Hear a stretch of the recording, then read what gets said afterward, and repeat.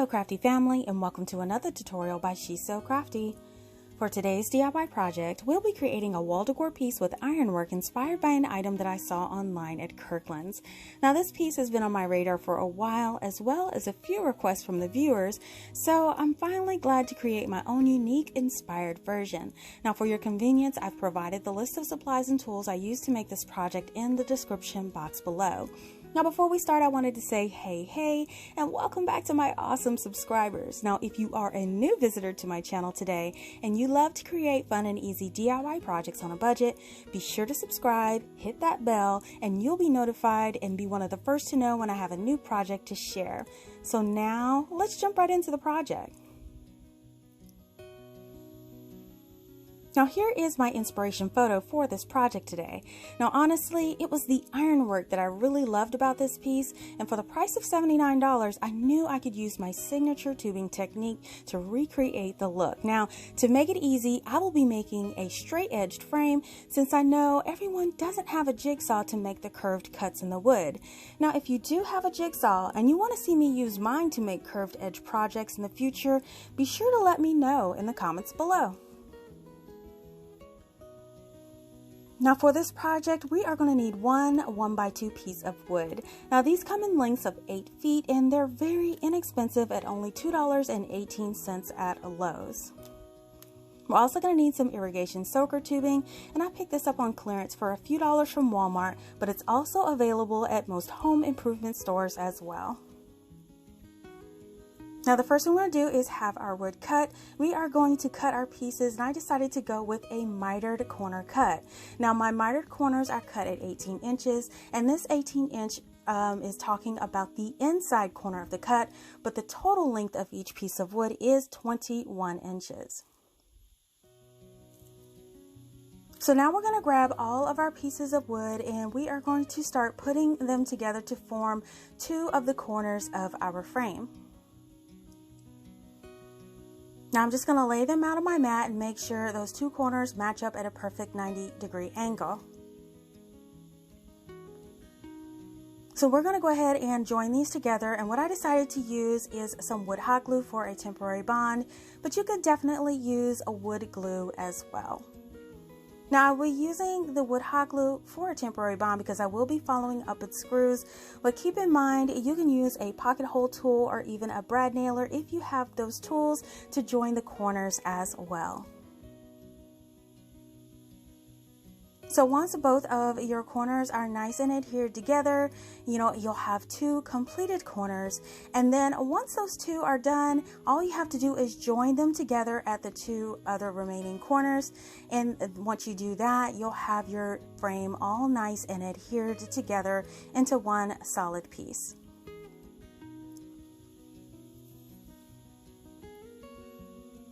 So here's our frame all nice and glued together, and now it's ready to add our screws. Now since I don't have a specialty tool kit to show you today, I want to keep it simple, so I am going to be using my drill, and I am using a 7/64" drill bit, and I am going in through the side of the frame, just drilling in long enough so it goes through both pieces of wood. Now I'm going to drill one of these pilot holes in each one of the sides of the frame, about 3/4 of an inch down from the corner. Now once all of your pilot holes are drilled, we are going to select our screws, and what I decided to go with is a number 8 1.5 inch wood screw for this project.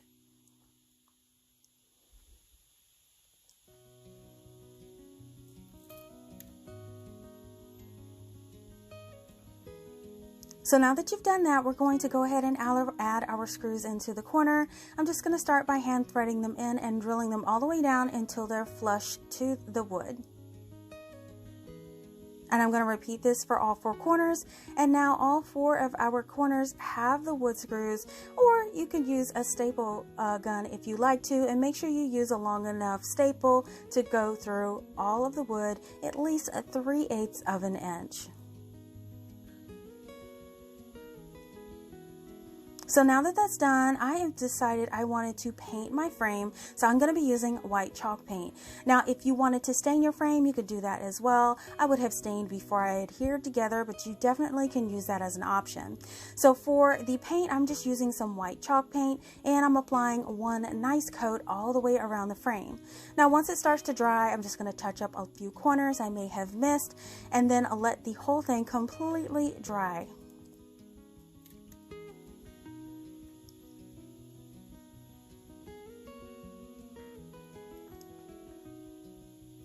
And now that our piece is nice and dry to the touch, we can start to add any accents that we want to the frame.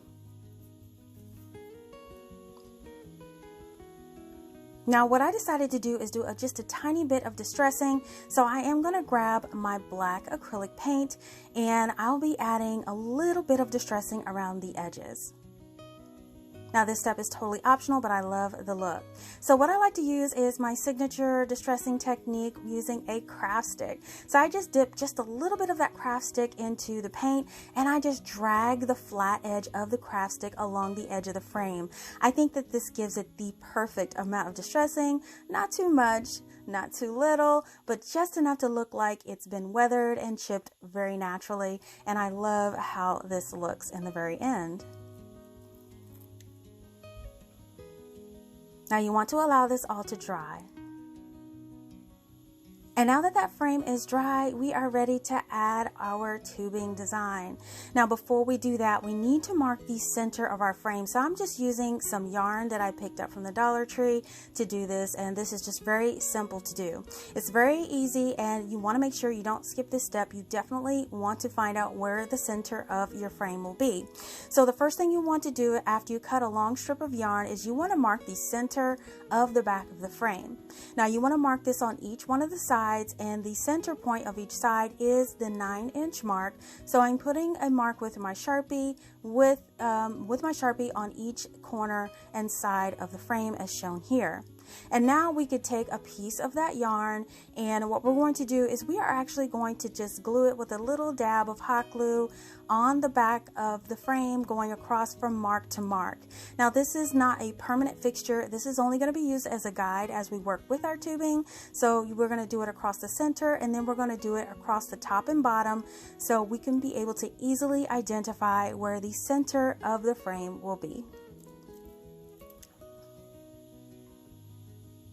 So here is our yarn secured with our dabs of hot glue on all 4 sides of the frame.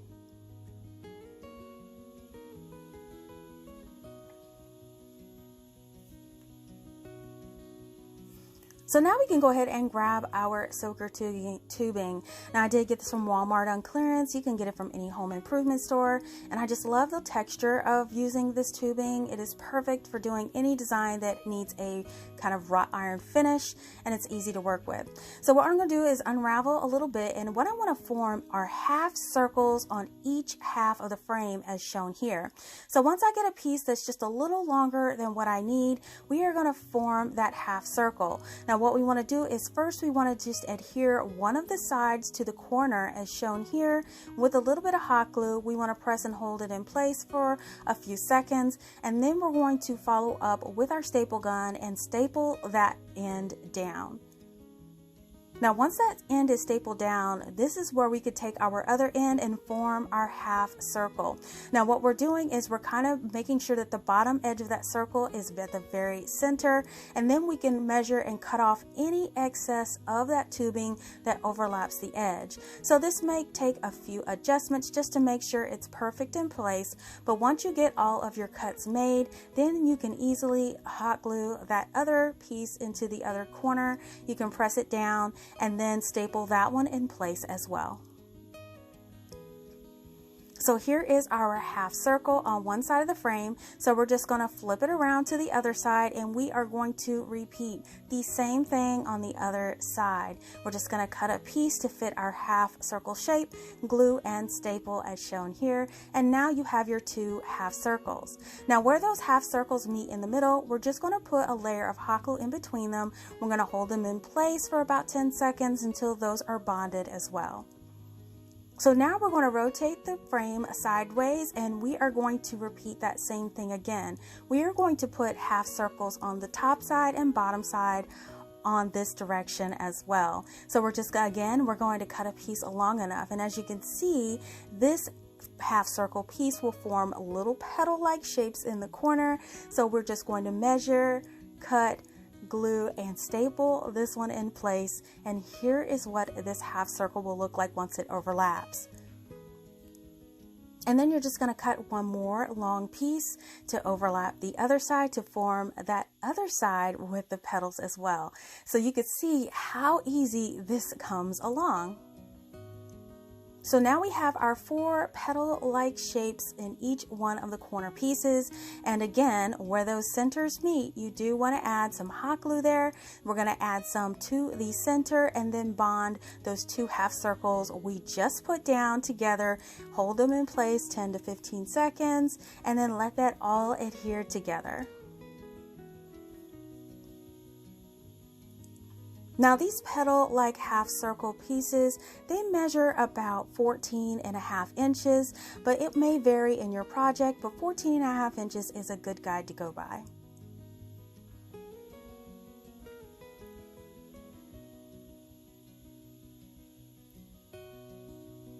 So now we're going to go corner to corner here. Now what we want to do is we want to measure the center of each one of those petals. So I'm taking my ruler and I'm measuring across the center of the petals with a ruler, and we're just using the corner to corner where our yarn markings are, where the center of the frame is, and we're just going to be using these markings on the back of the frame as a guide when we add our additional pieces on there.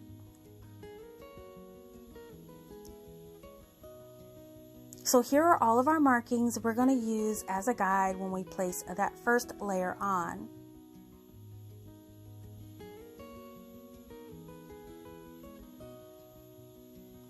So now what we're going to do is we are going to cut a piece to fit inside that corner piece. Now this will be the longer outside piece, and I just cut a long tube that's longer than the piece I need for the corner to corner. So what we want to do is we want to kind of arch it just a little bit, but also pull it kind of tight where it reaches the yarn as close as possible within about 1/4 inch.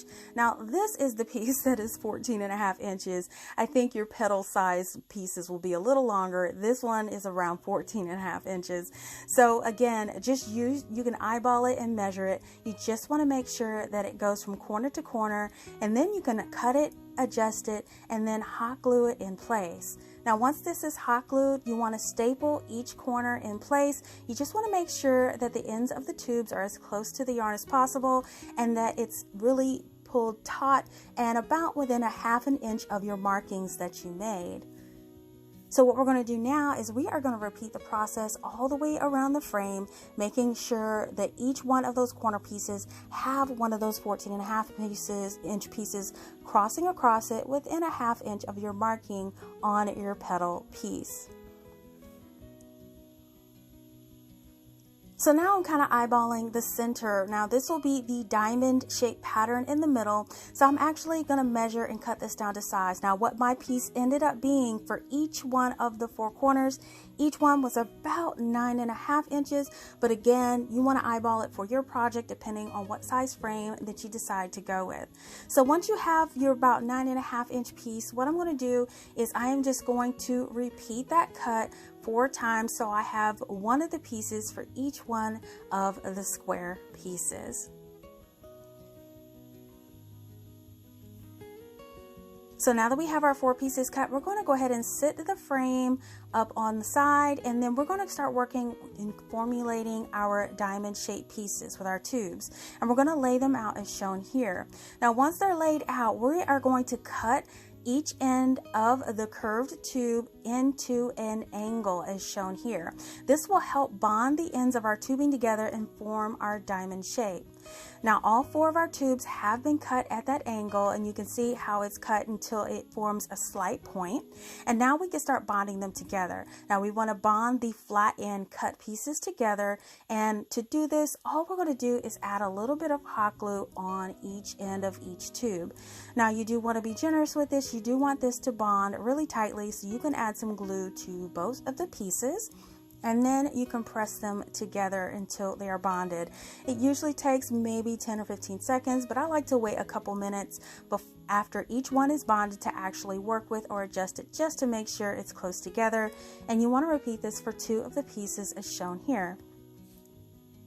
So now we can bond the entire thing together, and we are going to bond one side at a time to form our diamond shape. As you push the ends together, you can see how it does form that little diamond shape, and that's what we want for the center of our design.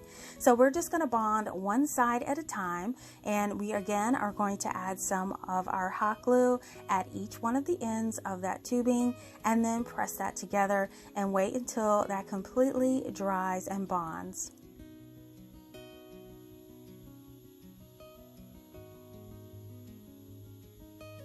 And so now we've let it sit for a few minutes, and now we can rotate it around and finally close in our diamond shape. So I'm just going to add some glue to those ends, press them together, and as you can see, once you glue it together, it forms this really cute diamond shape that will go into the center of our iron design. So I'm just moving and forming the shape of the diamond until it's perfect. I'm going to grab my frame with the good side facing down, and then I'm going to place that diamond shape right in the center. Now it's easy to line this up. Your points of your diamond should be pointing at one of the yarn pieces. So this is the importance of the yarn, to make sure everything is lined up, and that'll help you make sure that you adjust this perfectly to fit in the center of your project. So to bond this, I'm just going to carefully just press down on the tubing underneath the piece where the diamond piece comes in contact, and place a bit of hot glue underneath each one of those locations. Since the diamond is not actually attached to the frame and it's attached to the tubing, we want to make sure we're pretty generous with the glue, but we do want to make sure there's not too much to run over, but just enough to bond it. Now I'm following up with the Dollar Tree clips. I love using these clips in my project. They are the perfect size to hold these tubing pieces together. So as I add my glue to those intersections, I'm adding one of the Dollar Tree clips in place just to hold it all together.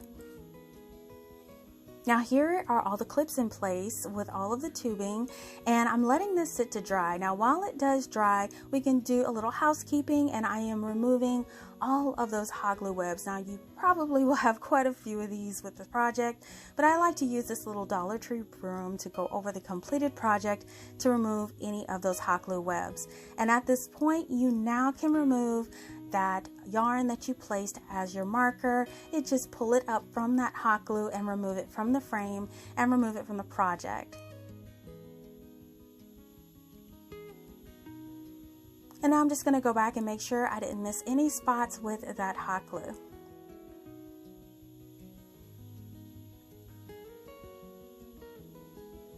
Now if this has been sitting for a while, so now I can go ahead and remove all of those clips, because everything should be now nice and bonded together.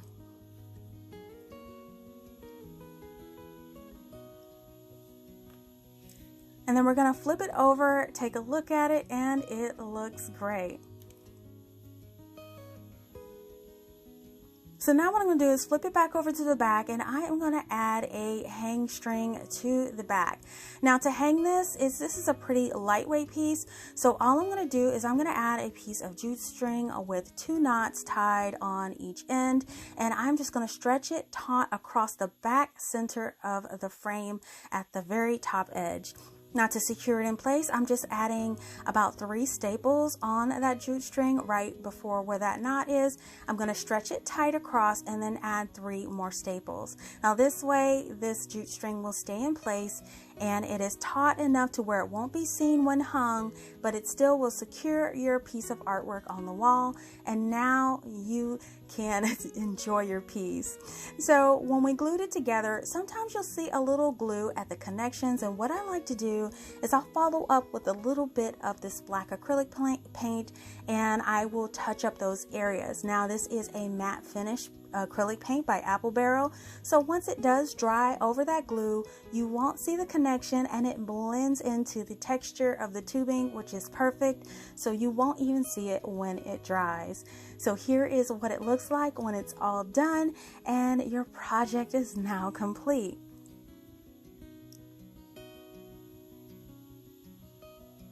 So now here's the fun part. We can hang up our decor piece and enjoy it in our space. Now I'm so glad that I decided to create this version, and it turned out so amazing. Now this irrigation tubing is so fun and easy to work with, and it has the perfect texture of aged wrought iron too. And the finish on the frame turned out great using my craft stick distressing technique. Now as you can see, we did cover all of those joints with that acrylic paint to make them blend right in perfectly, and this gives it that complete and professional look.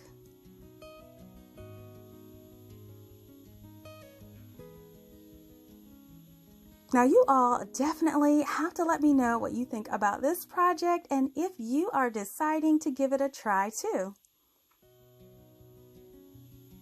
Listen, if you love DIYs on a budget, please give this video a thumbs up and share this video with your friends.